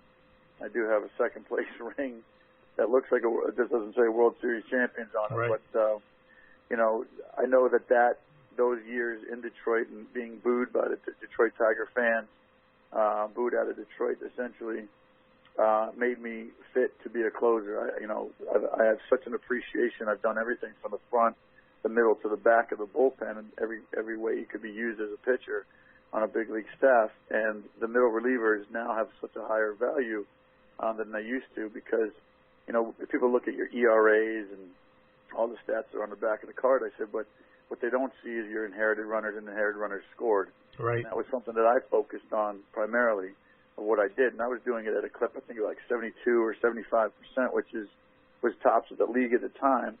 And so when I got traded to the Rockies, and my introductory meeting on 2 hours sleep with Clint Hurdle, I showed up when we were playing the Dodgers in Colorado. I was so excited to be out of Detroit and get a fresh start after being booed out of town. It was just one of the things, and had the introductory meeting. How's everything? You okay? Need anything? Family good? All the formalities that you hear when you meet the manager. new skipper, and he asked me a pretty loaded question running out to the outfield. I want to just kind of hang and get the Denver air in my lungs, get used to that, and meet some of my teammates. He said, "What do you want out of your career?" And I said, "Are you serious?" And that was a turning point in my career. I said, "Well," I said, "given that you're asking me that question, I've been waiting for somebody to ask me. And I know I can pitch in the back of a bullpen." I said, "But a lot of waves have to part, and contracts and experience." I said, "I just hope one day I'll get that." Fast forward to, Pittsburgh when we rejoined each other, and Pittsburgh was on the rise in 2011. I opted out of my contract. It says that on my transaction sheet the Phillies let me go, but I actually let them go because I had it out in my contract. And I called Clint Hurdle amongst other people, and I said, "Hey, Clint," I said, "you guys are doing great. I know I pitched well for you back in Colorado." I said, "If there's a chance you need me, I'm taking my out with the Phillies. So if you want me, come get me." And so he and the Pittsburgh Pirates staff sent some scouts. Mark Del Piano, who's a hometown guy. Yes, absolutely. He came to see me in Syracuse. I did my thing. I struck two guys out like I was doing all summer long with the Lehigh Valley Iron Pigs. And next thing was at Pittsburgh, and the rest is kind of history. But had it not been for my, I think everybody looks at your successes, but they don't see all the trials and tribulations that formulate you. And I'm just glad that my mental toughness, my fortitude, that's what I prided myself in. And sometimes I look back and I go, God, that was such an intense time period. And now in retirement, it's just you get to look back and just enjoy and breathe and really enjoy my career. And we're talking to former Major League Baseball player Jason Grilli, pitched right here and played at Baldwinsville High School. Jason, you're talking about your career in Pittsburgh, and I know that I think it was your 2013 year. You ended up pitching in the National League All-Star game, and I believe I got to quote me on this if I'm right or wrong. I think you gave off a leadoff triple to Prince Fielder, but then you struck the side out, right? Did you strike the side out, or did you just retire the side? No, I retired the side. It was definitely something, and it brought back a big memory. And this, as I said, you draw on your past experiences. I just said before, my first big league outing was as a professional was in Hawaii. The San Francisco Giants sent me out to the Hawaiian League when that was still going on, and I gave off a leadoff triple. And I said, "This guy's not scoring in my first big league inning." So I just rewound back to then. I didn't care how I got guys out. I just was like, he's not scoring, but and he didn't. So I just prided myself on that, and it was an all around amazing experience. Definitely an honor. I wish I got to do that more in my career. And having Mariano tip his cap to me, we were warming up at the same time. I got to speak to him before the game. It was just all around that whole weekend. I was sharing with my family the red carpet, the All-Star home run derby. Having my kids, it's one of my favorite pictures because I always had dreamed that my sons would be on my lap and just sharing, just the victory of baseball and being amongst the greats of my time period. So definitely a great honor. And we had 5 guys from our team that year go to the All-Star game. So it was just probably one of the greatest times and experiences, besides being a Toronto Blue Jay, which was also my other favorite team to play for because that was my childhood team growing up, and I'm still a big fan of the Blue Jays. I'm hoping big things for them. So, just, being an all-star and seeing what guys like, Corbin are doing, and just Central New York, we're trying to produce more guys. I think we're on the map for inspiring some kids in the snow belt up there. Yeah, no, absolutely. And, I know you got a chance to pitch in the World Series, but how special was it, though, to pitch in the World Baseball Classic for Team Italy? I think that's awesome. Yeah, I just actually found a tape from Tommy Lasorda, and I'm trying to have it remastered here because, now with his passing, I think a lot of people, I'm hoping that I can share it with the world here. I got to play for Team Italia for 3 years, now albeit because I was a citizen of Italy. I'm a citizen of Italy. But Tommy Lasorda, I just found this cassette tape, and I had to buy a cassette player and converter for off of Amazon. And I have a buddy of mine over in Italy. He says he can remaster it so he can take out some of the graininess of an old cassette player, right?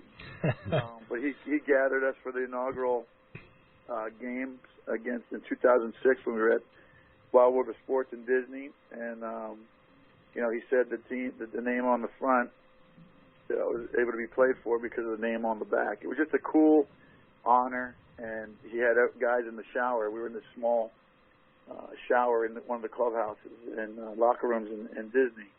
And so he gathered us in there, and it was just a very cool moment. So I've had some amazing experiences. Again, I'm reliving them all. Playing for Team Italy 3 times at the World Baseball Classic, I think is coming up again here soon. So it'll be always fun. It's a fun kickoff to watch how intense that is. It's like playoff baseball in spring training. That's why some of the GMs don't like it, because you're kind of playing at a high intensity right at the beginning of the season. But, these guys, if you don't train for it and you're not ready for it, I think you just got to be smart about it to jump the gun that way. But I had so much fun playing there, and definitely another great memory to add to the run I've had. And then the last thing I wanted to ask is you mentioned your career. The 2019 you were inducted into the Greater Syracuse Sports Hall of Fame. Special moment. I know you went in with a good class, but how special was that to be inducted right here locally in Syracuse? Well, amazingly so. I have to say, my father's career ended in Syracuse, and we were raised there primarily, in a great area to grow up in. I have fond memories of upstate New York, and I'm hopeful that my father follows suit. I think, my dad being a fixture in that area, being a little bit of an ambassador to Syracuse, and all the kids that he's tutored, including myself, being one of them, I definitely wear that honor, and even though he's not in that category yet with me, I hope that he will be, and deservingly so, not just because he's my dad, because of what he's done in that area. But definitely an honor, a great class to go in with, and it was kind of, like I said, a good way to phase out and encapsulate just fond memories of my career being over. So it was kind of a little party to honor my career, and I'm very, very humbled to be in with good company. And Jason, a fun question for you, because you were born in the state of Michigan. Are you a Michigan footballer or Michigan State fan? No, I grew up an Orangeman fan. How could I not? Oh, all right. That's good. We like. I was too young. I was only, I was born there, but my dad's career, like I told you, primarily raised in Syracuse. So I'm always an Orangeman fan through and through. Even here in Pittsburgh, people don't like to see my SU colors come out. No, that's great. Well, listen, Jason, you're a great story, and it just shows you, no matter what size school you go to, if you're good enough, you put in the time and the hard work, you can accomplish anything. Great story. I hope we can have you on again. It was a pleasure chatting with you, and we'll definitely we'll promote you more on our page too. I appreciate it. No, definitely, and like I said, if kids weren't trying to follow suit with myself and the Corbins of the world and all the people that are coming out of Syracuse, New York, they need to check out Top 100 Sports. I'm a partner and affiliate of that, and get these kids trained the right way, because it takes a lot to keep the uniform on as long as you can, and that's my goal. Is whether it's high school teams, collegiately or professionally, I just want to teach kids what it takes, because it's requirement. It's a lifestyle. It's not just something you do by chance. So check out Top 100 Sports, and hopefully we'll see you come through the system. Absolutely. Well, Jason, listen, thanks for the time, my friend. I hope we chat again soon. I appreciate it, guys. My pleasure. You got it. Thank you.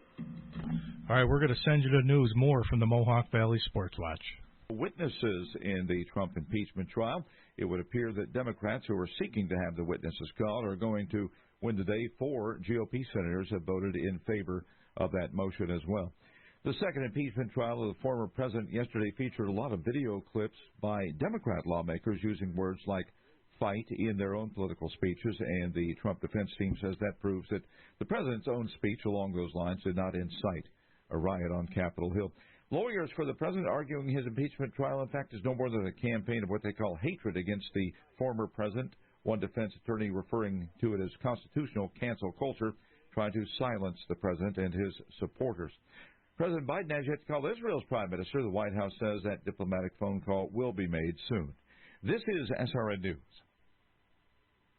If you're thinking of replacing your carpets due to pet stains and odors, you must try Genesis 950. The reviews are amazing, as this is one product that actually works. With water, it breaks down the bonds of stains and odors, so they're gone for good. Its antibacterial component removes pet odors from carpet and padding. It can be used in a carpet cleaning machine, and it's green, so it's safe for your family and pets. Genesis 950 is made in America. If you are tired of pet cleaners that don't work, it's time to buy Genesis 950. 1 gallon of industrial strength Genesis 950 makes up to 7 gallons of cleaner. But Genesis 950 is not just for pet stains. It's great for bathrooms, kitchens, floors, upholstery, and grease stains. Consider Genesis 950 before purchasing new carpets. Genesis 950 has great customer service. Order 1 gallon direct at Genesis950.com to receive a free spray bottle, free shipping, and a $10 coupon using code PETS. Genesis950.com. That's Genesis950.com. Discount only available at Genesis950.com. Genesis 950. Much cheaper than replacing your carpets.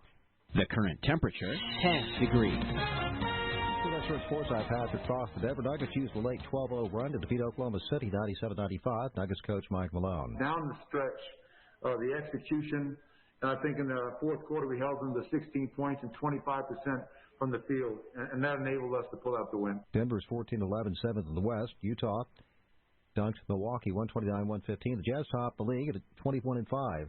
It was the Lakers 115, Memphis 105, the Clippers 125, Chicago 106, Charlotte 120, Minnesota 114, New York 109, Washington 91, San Antonio 125, Atlanta 114, Dallas 143, New Orleans 130, Detroit 108, Boston 102, Orlando 123, Sacramento 112, and Portland 129, Cleveland 110.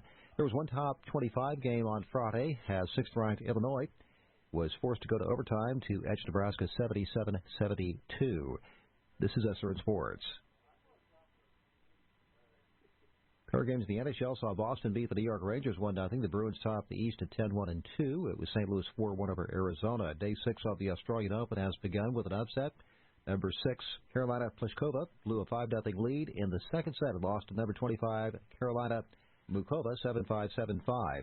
Alex Bowman, who has the pole for Sunday's Daytona 500, will replace Jimmy Johnson this season in car number 48. Personally, I'm going to miss every aspect of not having Jimmy there. He's been a really good guy and just a good friend over the last couple of years. You know, as a teammate, I've learned a lot from him, but it's going to be an honor to drive the 48. The 27-year-old is the next in line for the ride made famous by a 7-time series champion.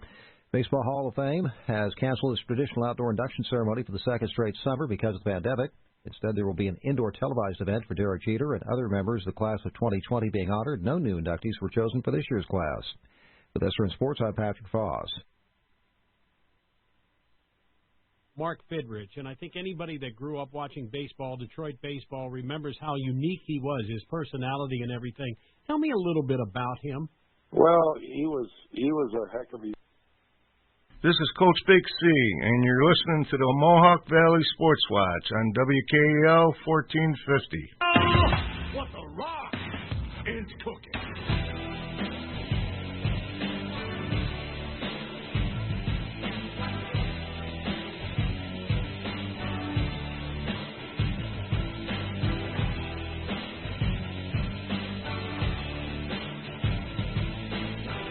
Welcome back to the Mohawk Valley Sports Watch.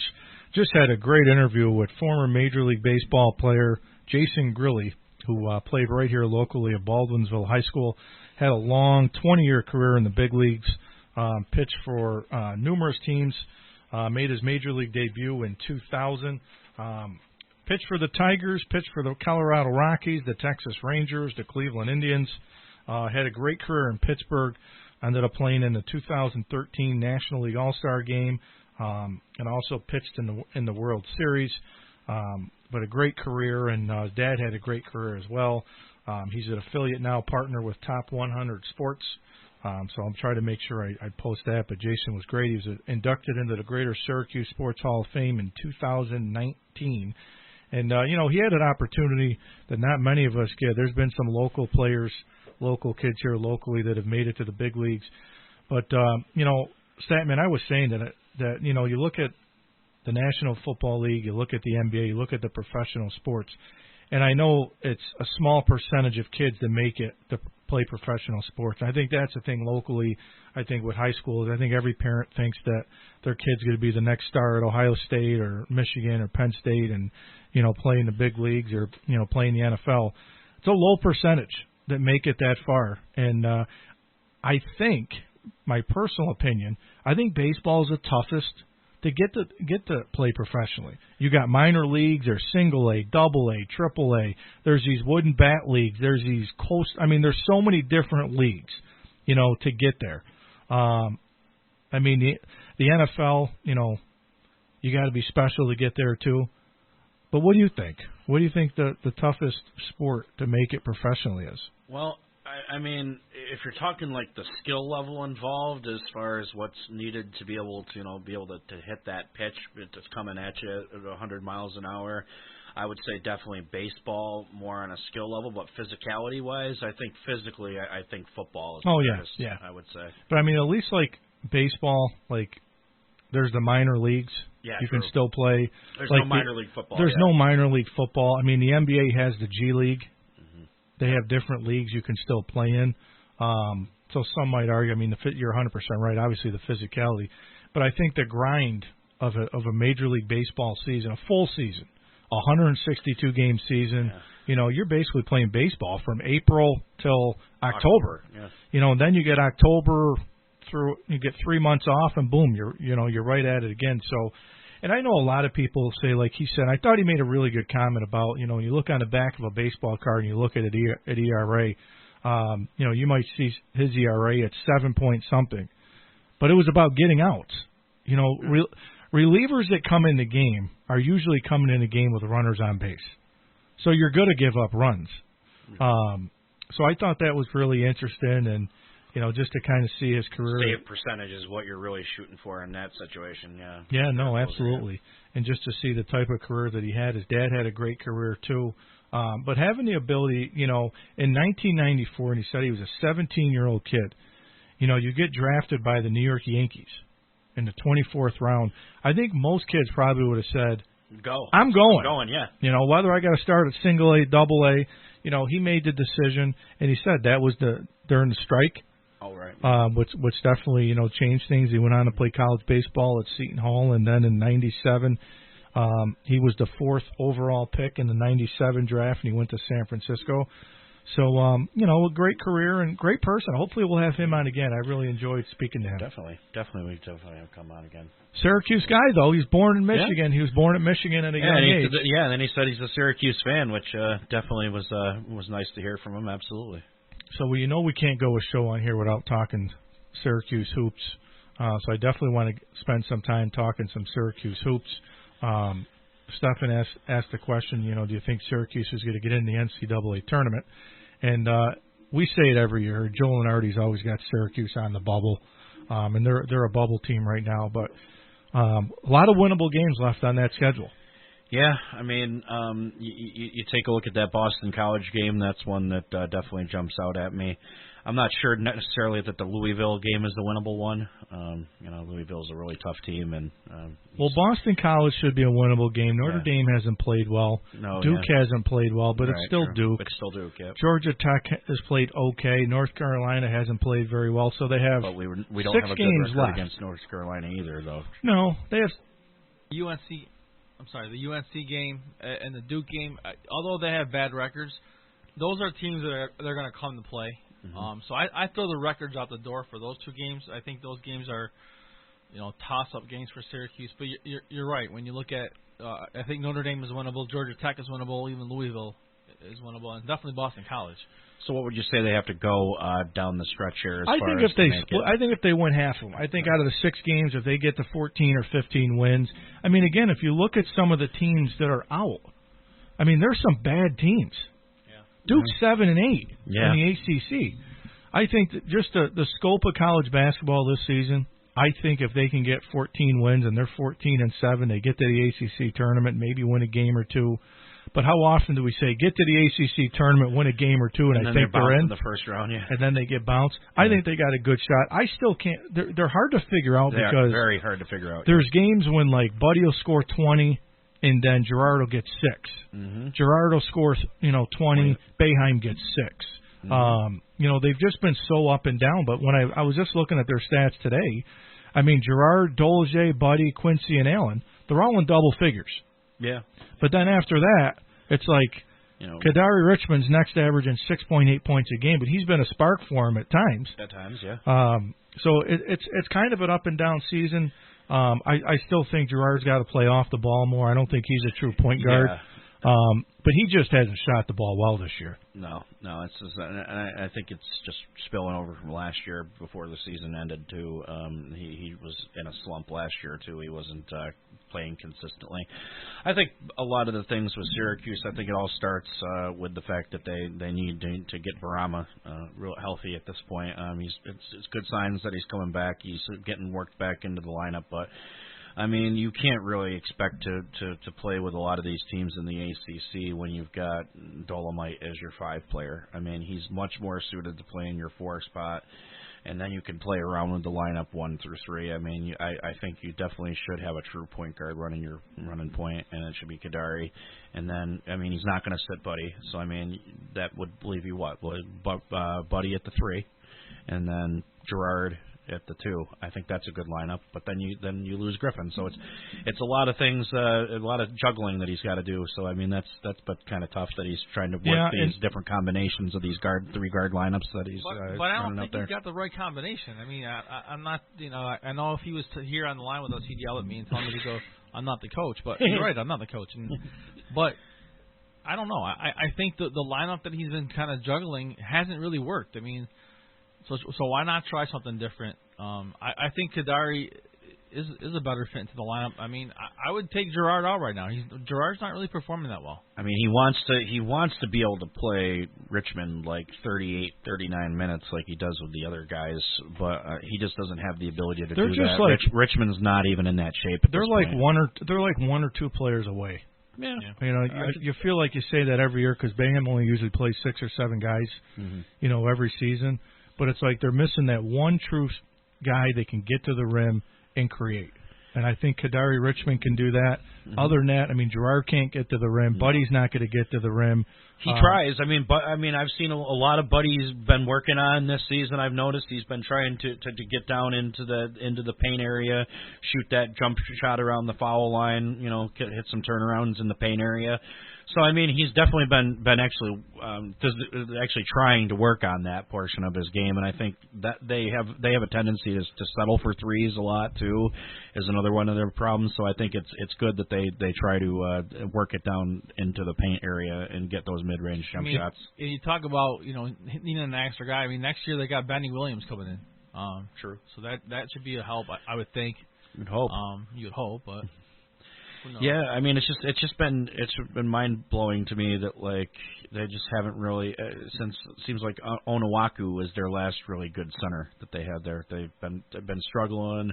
Different guys that they brought in that they thought might be able to contribute. I mean you had after Arinze leaves, you've got just a bunch of centers that tall thin really guys no one's produced. I mean, it's just amazing considering how many good centers Syracuse has put out over the years. You know, it's just they seem to kind of lost that identity somewhat. But I also think part of this is that we're seeing it in high school and you just don't have those guys. I mean, no one plays the center position is kind of lost in basketball right now. You don't have that guy anymore. So you don't have the traditional. I said this last week with Coach Evans. You don't have that traditional big guy that's back to the basket, post you up. Now these big guys are running the floor. They're shooting threes. But when you look at the ACC conference, I just had to pull up the standings right now. And the teams that are over 500, Virginia, Florida State, Virginia Tech, Louisville, North Carolina, Clemson, and then you got Pittsburgh and Syracuse. And then Duke's at 7 and 8, and I'm saying overall. So that's 1, 2, 3, 4, 5, 6, 7, 8. I don't think the ACC is getting 8 teams in the NCAA tournament. I think the ACC is not one of the better conferences this year. So when you talk about the North Carolina game, you talk about the Louisville, all these remaining games for Syracuse, they need them. I mean, Virginia Tech's under 500. Notre Dame's under 500, so Boston College is in last place in the ACC. So right there, that's 3 games for Syracuse to get them to 14 wins. And then you take your chance with Duke, you take your chance with Louisville, you take your chance with North Carolina. So I think it's still a shot. I said at the beginning of the basketball season, Syracuse would get to the NCAA tournament this year. And I still believe that they do get in. Yeah, I mean, a lot of things have to happen, right, obviously. But, I think, again, it comes back to the fact of how much more production and more minutes they're going to get out of Barama. I think the more that they can keep him in the lineup and keep him out on the floor, I think that's going to make more good things happen for them. And hopefully it'll happen at the right time coming towards the March Madness here we're coming up on. Yeah, I know. Hard to believe, but it's creeping right up. Well, we're going to take our last break. When we come back, we'll wrap things up here on the show. So stay tuned. You're listening to the Mohawk Valley Sports Watch right here on WKAL Talk Radio 1450 and the new FM 103.3. We'll be right back. Step up to the plate and drive a great deal off the lot today at Nye Automotive Group in Oneida and Rome. Talk about a great team. This level of care really puts Nye Automotive Group ahead. Yes, Nye Automotive Group's been on a roll with game-winning pricing all season long on an all-star lineup of Ford, Toyota, Scion, Buick, GMC, and Volkswagen vehicles. Looks like we're in for a great season, folks. It's time to play ball. Visit Nye Automotive Group in Oneida and Rome or online at NyeAuto.com and come see why. It's got to be Nye. You can listen to WKAL on almost any device imaginable. Our website, WKAL1450.com, and our Facebook page, WKAL1450, has all the information. And now you can listen to us on your Alexa device. Alexa, tune in WKAL. WKAL from TuneIn. WKAL is everywhere. Around the region at 1450 AM and around the world on your Alexa device and WKAL1450.com. Hi, I'm Avina. I'm 7 years old and I'm blind. I love gymnastics, piano, public speaking, and riding on the trail bike with my dad. You can help me live the life I want. Help Ravina and other blind people by making a tax-deductible donation of your used car, truck, or almost anything with wheels to the National Federation of the Blind. Your donation will ensure a brighter future for blind children and adults. Just call 866-282-7327. That's 866-282-7327. Or visit carshelpingtheblind.com. That's carshelpingtheblind.com. We will arrange to have the donated vehicle picked up and provide you with a tax-deductible receipt. And if you know someone who is blind that can use our help, email nfb@nfb.org. Blindness does not hold me back at all. Donate today. This is Coach Big C, and you're listening to the Mohawk Valley Sports Watch on WKAL 1450. What the rock is cooking.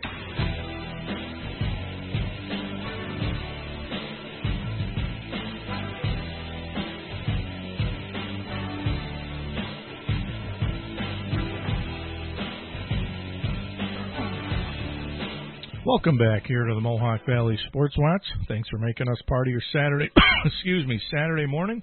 If you missed today's show and you want to hear it again, I'll have it up the weekend. Just follow me on the Rock Pile on YouTube, and I'll post the video. Great interview with Jason Grilli, former Major League Baseball player, played right here locally at Baldwinsville High School.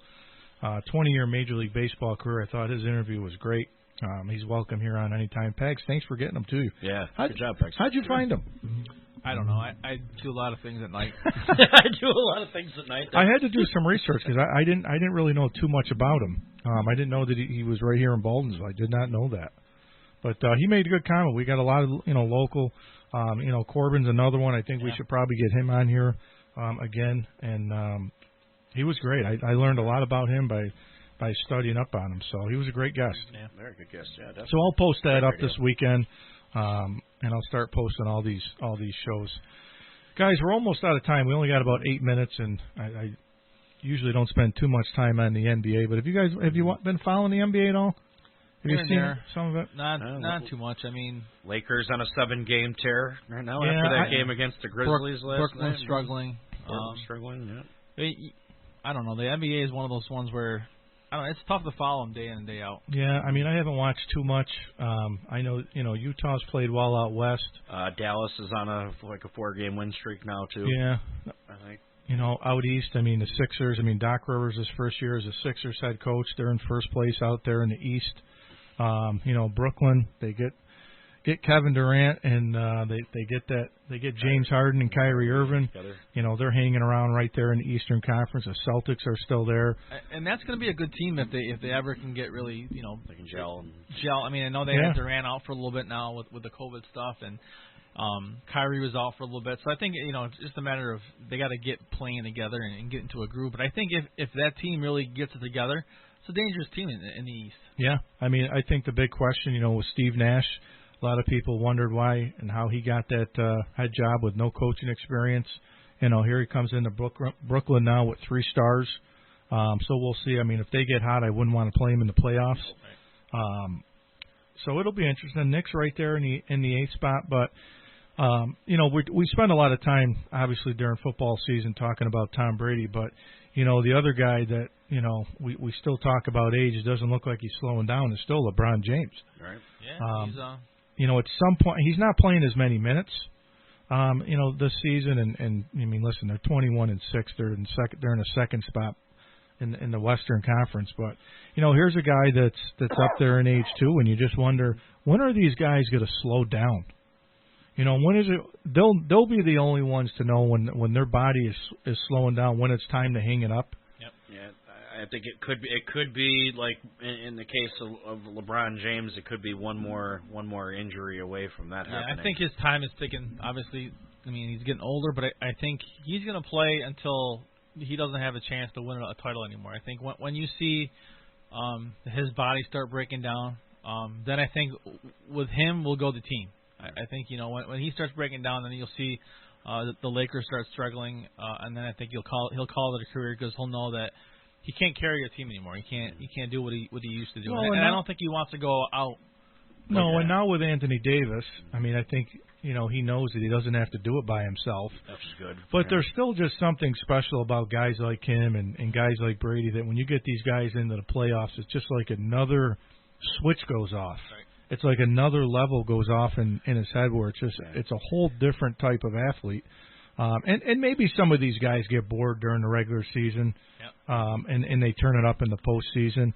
I think that's a major problem in the NBA, and I don't know how you avoid it because I was reading an article about Curry out where they were talking about Steve Kerr was saying that he's not giving him a lot of minutes in the fourth quarter because he knows this is not a team that's going to be playing for a title this year, and he wants to keep Curry around as long as possible. Yeah. He knows that next year when everybody is healthy, he wants to save those minutes for him then. So I don't blame him. I mean, if you look at these guys as an asset, you don't want to ruin your asset when you're not really going to make a run.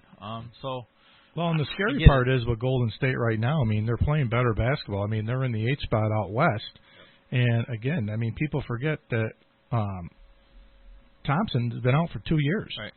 And I think that's going to be a question is when he comes back, what Klay Thompson are we going to get?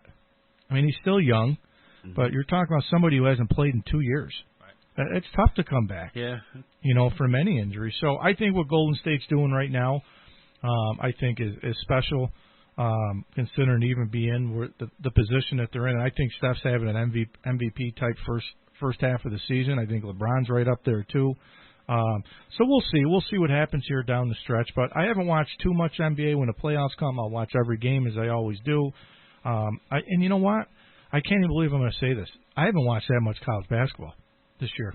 Yeah, I haven't really either. I mean, it's just a different vibe. I don't know what it is. And I mean, I've watched it, but I haven't watched it as much as I have in the past. To be honest, I've watched a lot of the Gonzaga games, the late games, because they're on late. Yeah. And you sit down and turn the TV on, and the game's on. Mm-hmm. Yeah, I saw you made a post the other night. Was I up? I fell asleep at halftime of the Gonzaga game. I think the other thing, too, is part of it is these teams that you tend to want to watch are not playing well. You always want to tune into the Duke game and the Carolina games, and those games are not really fun to watch because you see how they're playing right now. Yeah, I think for a lot of casual observers, it's kind of led to them tapping out this year with a lot of those bigger name teams not being in the same spot they're normally used to. But I think that makes the tournament a little bit more exciting this year. I think we're going to go into the tournament how far Drake's going to go. Yeah, you don't know a lot of these teams, and you're going to see them for the first time. And it's going to kind of be special because, I mean, we all cheer for the underdog, it seems like, especially in that tournament because that's what's fun. It's fun to see the 15 seed, 13 seed, those kind of games.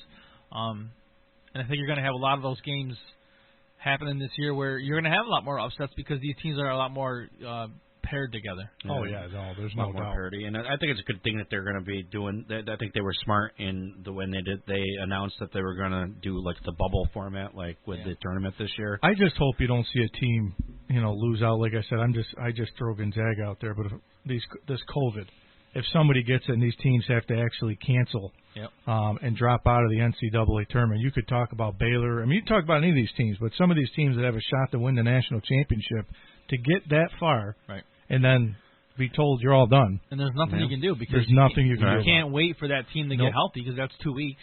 Yep, there's nothing you can do about it. You can't. Yeah, I mean, and I think that's what makes them more special. To win. I mean, if you win a championship in this, I mean, everybody before I think was looking at it and saying, put an asterisk next to the season.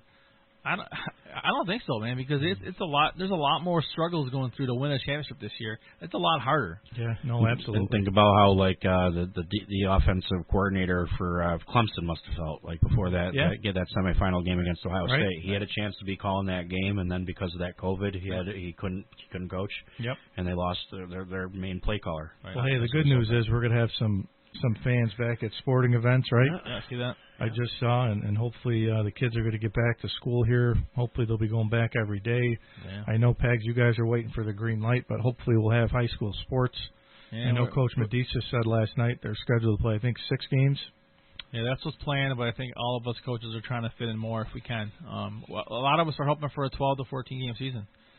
Yeah, it'd be nice. That would be good, yeah. Just to get everybody back on the courts. And, I know football's supposed to start sometime in March. Yep. So hopefully they'll get a season in, and then, hopefully we'll be back to normal here, next fall. Yeah, I think everybody needs it. I mean, not just sports, but I think, the world. We talk sports, but I mean, the sports thing has been a big thing for these kids. I mean, you don't realize the effect that this has had on these kids. I mean, they've just been out of the loop for so long now, and they really need it for their emotional standpoint. It's like Third Eye Blind song, losing a whole year. Mm-hmm. Yeah, exactly. Yeah. All right, well, listen, we're out of time. I'll post a replay up on YouTube. Make sure next Wednesday night at 8 o'clock to tune into the Rock Pile.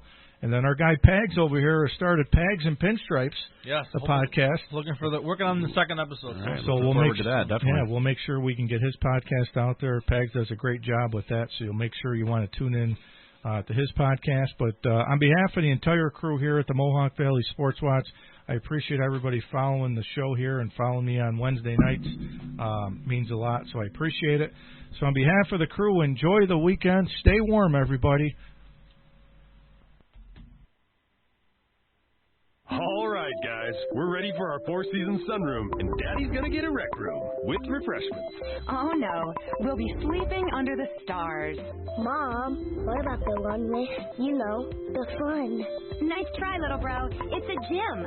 My gym. Hey, Grandma's getting her Four Seasons garden room. Weather tight and still like being outdoors. Maybe a living room. Oh, no, wait. A family hub. Yeah! No matter what the budget, the season, or the climate, Four Seasons Sunrooms let you and your family enjoy the outdoors inside. Call now to hear more about these great offers from the premier manufacturer of sunrooms since 1975.